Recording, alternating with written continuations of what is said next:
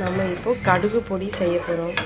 முதல்ல கடுகை நல்லா அந்த பொரி வர முடிக்கும் வறுத்து எடுத்து வச்சுக்கணும்.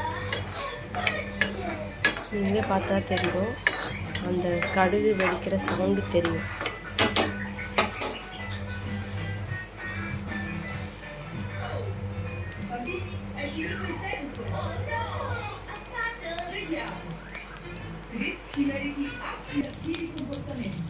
சவுண்டு கேட்குதா?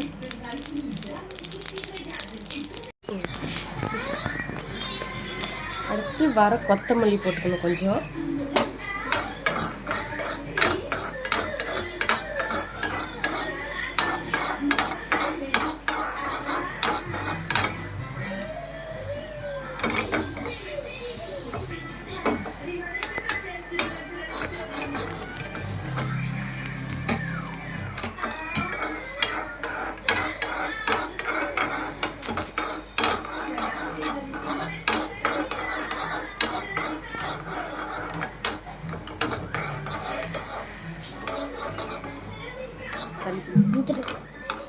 உங்களுக்கு காரத்துக்கு தகுந்த மாதிரி மிளகா போட்டுக்கோங்க, வர மிளகா. அதோடைய கொஞ்சம் கருவேப்பிலை.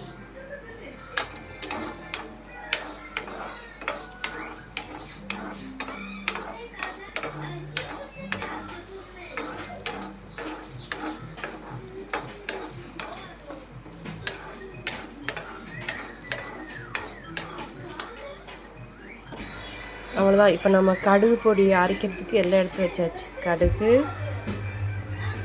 கொத்தமல்லி, மிளகா, கருவேப்பிலை, கொஞ்சமாக பெருங்காயத்தூள், அடுத்து கல்லுப்பு. உங்களுக்கு தேவைக்கேற்றதா எடுத்துக்கோங்க.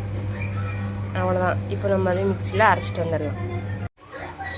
அவ்வளோதான், கடுகு பொடி தயாராகிடுச்சு. நம்ம சாப்பாட்டோட நெய் இல்லை நல்லெண்ணெய் ஊற்றி சாப்பிட்லாம். சூப்பராக இருக்கும். தேங்க்யூ.